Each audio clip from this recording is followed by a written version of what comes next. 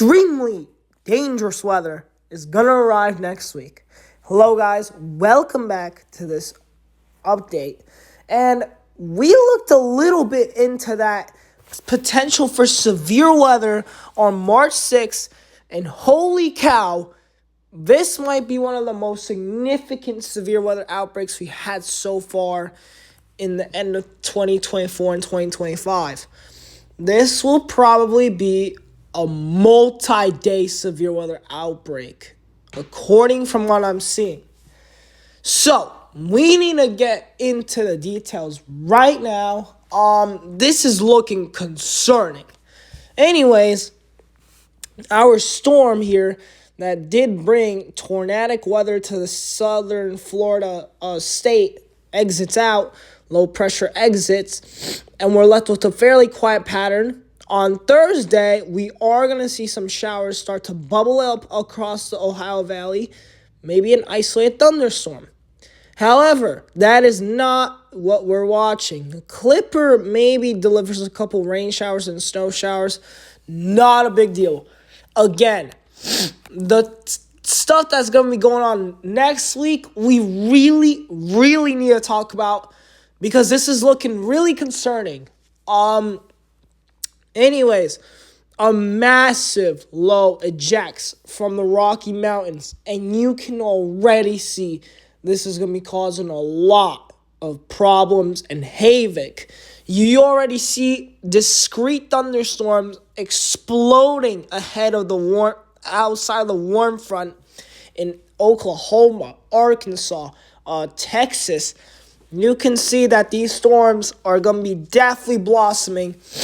And in fact, we're going to be dealing with a tornado threat on Tuesday afternoon. Look at that line. Oh my God. So I'm warning you right now, the central U.S. and eastern U.S. may get hammered with the severe weather outbreak. And this time, I think we have to talk about the potential for EF2 plus tornadoes. I really do think this could be one of the most biggest outbreaks in maybe a year or two. So we got to really talk about it. And I think there could definitely be a moderate risk in this. So I'm really keeping an eye out on it. But anyways, squall line continues east. But watch this. In Iowa and Missouri and Michigan, dynamic cooling happens because what happens is you have this ridiculous warm front going all the way up to Canada. But on the other side of things, you got a polar air mass just slamming down into the storm, really slamming down into the northern portions, and bam, heavy snow, heavy rain changing to heavy snow across Iowa and Wisconsin. And I think we could be dealing with some decent accumulations up to 6 inches there. So very impressive. And as you can see, this squall line is not letting up. It has no mercy. Florida is about to get hit with some very nasty weather. The East Coast. Now, I know a lot of people are questioning the East Coast right now, but I think the East Coast this time, I think we really have to watch out for a potential day 2 of this severe weather threat, and I think there could definitely be a higher risk for the East Coast because of how far that warm front reaches up into Canada. This is something to monitor. And the European exactly hints what I think. Look at that massive squall line rummaging through Florida, Georgia, South Carolina, North Carolina, all the way up to the Delmarva. And then look at this. By 4 p.m., you got a vigorous squall line about to enter through New Jersey, the I-95 corridor. Squall line absolutely obliterating the East Coast. Very heavy rain, torrential downpours, damaging winds, frequent thunder and lightning, and who knows, maybe even tornadoes. And this squall line continues. And look at that image. By 1 a.m. on Thursday morning, man, you are getting a very potent squall line near Boston, just offshore of New Jersey. Wow. So here's the thing. I've been saying this a lot, but next week I was saying this is going to be a huge time frame to watch. And I think we are starting to see that next week is going to be a big monster trying to develop. And I think the severe weather threat could really be high for some spots. I mean, even if we take the run from 0Z, it shows the same thing. Discrete thunderstorms popping off in Texas, merges into a huge line and off to the east. Same idea with the run even before. Let's see here. Same idea. And even you get a low pressure up the East Coast. But thunderstorms, do you get the idea? It's so consistent. The models have been doing a great job lately. They've been so damn consistent about this. I think for next Wednesday into Thursday, I think you guys need to start preparing. Because I think this will be a pretty big storm. And listen, because of the magnitude of this storm, that it could deliver a whole entire severe weather outbreak and tornadoes, now we gotta watch the next storm after. Because that storm that will be impacting next week will drag down a whole ton of Canadian air and polar air, very, very frigid air. And now the question is, will it be enough for a snow nor'easter? That is definitely a possibility. Because once we get over this storm, right, major squall line just goes right through the East Coast. But now, you got a really cold look in the east. Snow squalls impacting the Northeast, maybe even the I-95 corridor next Friday. Now, you got a trough ejecting from Texas into Oklahoma with some snow. Yes, you heard me right.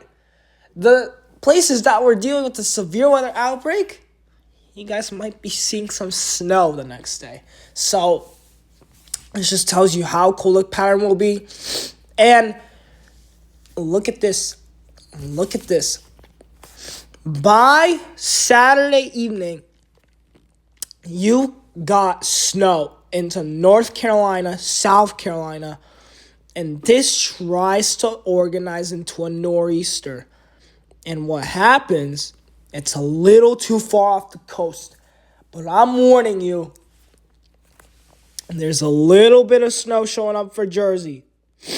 That is a signal right there. The reason I'm saying that, remember what I said yesterday.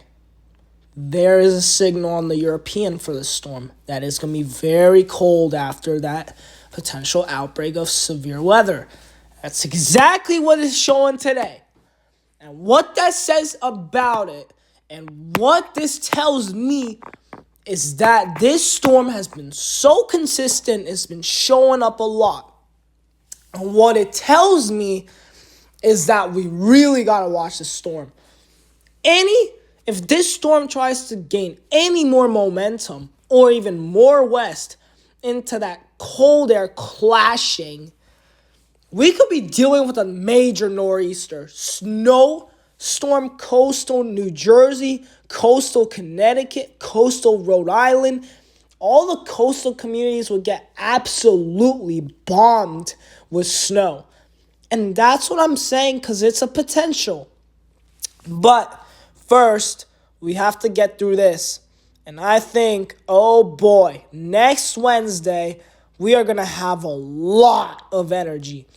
And why may I be saying that? Well, if you do want to take a look at the 2-meter temperature here, well, this is going to really depict what's going to happen. So, for this week, same idea. But once we get into that next week time frame, look at that warm front through Texas, spreading eastward. And now, This is about the time when that front is going to arrive. And look at the soaring temperatures. Hold up. I'm going to zoom into the northeast here. Look at these soaring temps. And this is concerning. We're seeing a 64-degree reading in Philly. Oh boy. Oh boy. If you see 64 with such a stormy setup, I can tell you right now, it's going to be nasty. Well, I think this still might be Wednesday. And then the front exits and it gets really cold behind it. Really cold. So, with this gradient, I think we're going to be dealing with severe thunderstorms next week, potentially, in our area. Again, it's March. And March is no fool for severe weather. Well, it is pretty uncommon for the East Coast. However, it is not a stranger. And now we got to watch this really, really carefully. Because I think we could have a front where this could spark off some severe thunderstorms.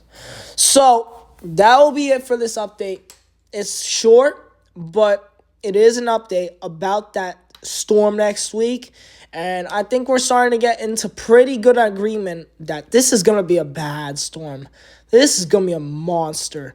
I'm not trying to scare you, but I think we're going to be dealing with potential strong tornadoes next week over the deep south into the southeast and potentially some tornadic weather and severe weather up the East Coast, even up to the Delmarva.